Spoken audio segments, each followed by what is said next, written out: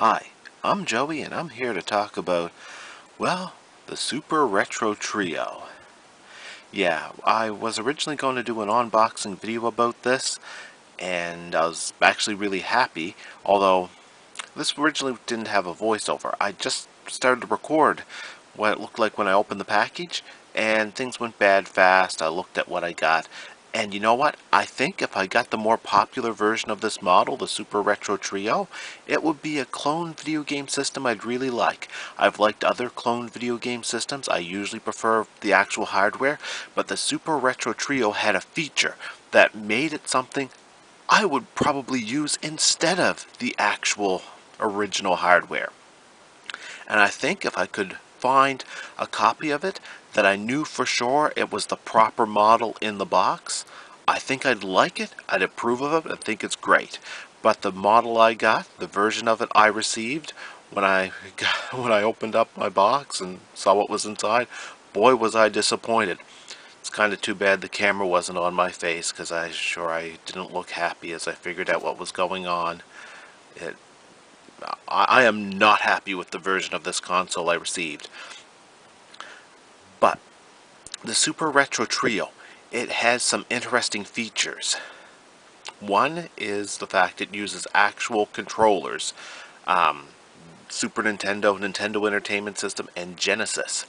Most importantly, it has a switch that allows you to control all these video game systems with the Sega Genesis controller. And to keep a certain amount of balance, because Genesis controllers are easy to find, it comes with a Genesis compatible controller, which also means it's Atari 2600 compatible, which is pretty cool to have like a universal Super Nintendo style controller, because that's what it is. A Super Nintendo style controller comes with it that can plug into any Sega Genesis or Atari 2600 port, and from the Sega Genesis port you can control all three systems with the flick of a switch. At least in the version of this I was hoping I received, and to the best of my knowledge it was the only version of this that exists. When you look at the box, if you look for it, it actually shows that this should be the version where with a flick of a switch you can control all these games from the Sega Genesis control port. And it comes with a Super Nintendo style Sega Genesis controller. And best of all, Sega Genesis controllers are easy to find, and there's a far better option for controlling these games than a Super Nintendo style controller. You could get the 6-button Sega Genesis controller with the start button and the mode button, and perfect. A few games like Cybernator, I think I'd probably still like the shoulder buttons for how you use them to block, but no, for the most part, just about every game would benefit. I would love to play Super Nintendo games with a Sega Genesis controller, but as soon as I open this up, I get to that point where, there you go, I pick up the controller, I see that the controller plug on this damn thing is a Super Nintendo controller. I also have the Retro Duo, which was kind of cool. And it came with a really nice looking controller, which looked identical to the Super Nintendo controller. Didn't feel quite as good as a Super Nintendo controller. Supposedly, the Super Retro Trio's controller feels as perfect as a Super Nintendo controller as you can get, but has a plug that allows it to be plugged into, the DE9 video game systems like a Sega Genesis, or a Sega Master System, or Atari 7800, or Atari 2600, or ColecoVision, whatever, Sega SG-1000, which was kind of cool, kind of universal idea.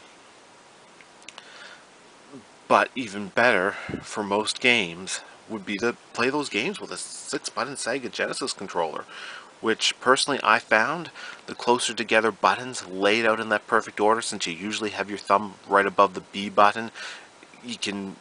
That fraction of an instant it takes to move your fingers, the best position for buttons I found back in the 16-bit era, going back and forth between the two controllers. It was hard to beat the Sega Genesis controllers, and they had the best D-pads. To play Super Nintendo games with a Sega Genesis controller, and the fact that this system is known for doing a really good job of recreating the hardware was a big selling point for me, especially the fact I could use a Sega Genesis controller to control Nintendo Entertainment System and Super Nintendo games with this thing. Its best and most amazing feature. And then when I opened it up, there it was. A rip-off Super Nintendo controller that is no better quality than the ones that came with the Retro Duo, which was pretty good for a non-Nintendo made Super Nintendo controller. But still, it wasn't the higher level quality that other people had talked about getting in the controller. And it definitely wasn't those Sega Genesis style or Atari 2600 style plugs that allow it to plug into a system like the Sega Genesis. It was the clone Super Nintendo controller, except for the paint job, just like you'd expect to find with a Retro Duo. And the switch, the stupid little switch on this damn thing. It doesn't switch between Genesis, controlling everything with the Genesis, or the NES and SNES option where each game system, Genesis, SNES, and NES, they all control with their own specific controllers and their own specific control ports. That switch is different on this one, and the side of the switch that allows it to control every game from a single game controller port, or well, single style, is Super Nintendo, SNES. And I definitely don't consider the option to play Sega Genesis games with a Super Nintendo controller, which is less comfortable and less generally effective than the Genesis controller. I don't consider that an improvement. And I think they just went cheap for this. I think they just wanted to toss out some old Retro Duo controllers that they wanted to get rid of. I don't know. I don't understand this. They had such a perfect setup. The port where you would switch on to control all three from a single controller. The fact that you could plug a Sega Genesis controller in it, and that would be just perfect. And if you preferred the Super Nintendo style, it came with a Super Nintendo style Genesis controller. The best of both worlds. Physically speaking, so these are really heavy. A lot of spring to these. Reset button here. Here's your power off button, and you can switch it to Genesis, SNES, and NES. You have to turn the power. When you think about it, when you switch all the way up to NES, there's a second that the SNES and Genesis are going to be switched on. Oh well, that's not too bad. Obviously, I don't have this plugged in right now. This is not what I wanted.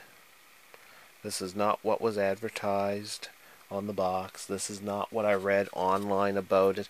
This is not what I saw everybody else review. This works with these controllers. Well, actually, it's supposed to work with these controllers, but it uses these controllers as the universal controllers. It was supposed to be Genesis controllers that you could have the option to switch on as the universal controllers, and then come with a Genesis controller that was Super Nintendo style. This is not that. And most importantly, let's see if I can pop this open. And most importantly, it doesn't use the Genesis controllers as the universal setting. The universal setting is SNES. And to me, this thing playing Genesis games with an SNES controller is not a worthwhile bonus to get this. Playing Super Nintendo games with the ability to plug in a Genesis controller and use that instead, that is what made this game system worth it to me. And if I was in the mood for the reverse, the fact that it was supposed to come with a Genesis compatible controller that was Super Nintendo style would allow me the opposite. Would allow me the chance to play Genesis games with a Super Nintendo style controller, and thus compatible with a Genesis, or for that matter an Atari 2600 or Atari 7800 or a Sega Master System or an Atari, or I should say, or a Sega SG-1000, whatever. ColecoVision, all those systems that were kind of compatible and universal. This kind of looks like it's kind of messed up too, which is weird. But the main thing was supposedly the ability to plug in Genesis controllers here and then switch this over to a setting that just said Genesis on this side over here, and thus allow me to play Genesis controllers, use Genesis controllers to play NES games, SNES games, Genesis games, of course, and if I got the adapter, Game Boy Advance and Game Boy games. To play all those with a Genesis controller. That would have been cool. That to me was worth the price of admission. That's why I got this damn thing. That's what it says it is on the box. That's the picture it shows on the box. That's what it describes in the manual. That is not what I received. What everybody else that I've ever seen review these, and the main reason why I got this was, the switch here should have said Genesis on this side, and instead of NES, SNES, and Genesis, one side should have been Genesis, and the other side just said NES and SNES, but having all three names here would have been more accurate anyway. But this side here should be Genesis. This side here should be everything else, or a representation of everything else. When it's on this side here, what everybody else got that I've ever seen review this, and even what the instruction manual for this says, and if you look at the little pictures on the box, what everybody else that I know of got was a device that when switched over here, you can control the game through the Sega Genesis ports here, allowing you to play NES, SNES, and Sega Genesis games on this system with Sega Genesis controllers, or the Super Nintendo styled Sega Genesis controller. That's what I expected. That's what every review of this system out there I've ever seen had.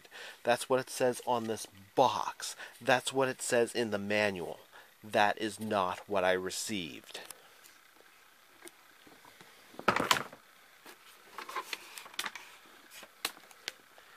So this game system here, the Super Retro Trio,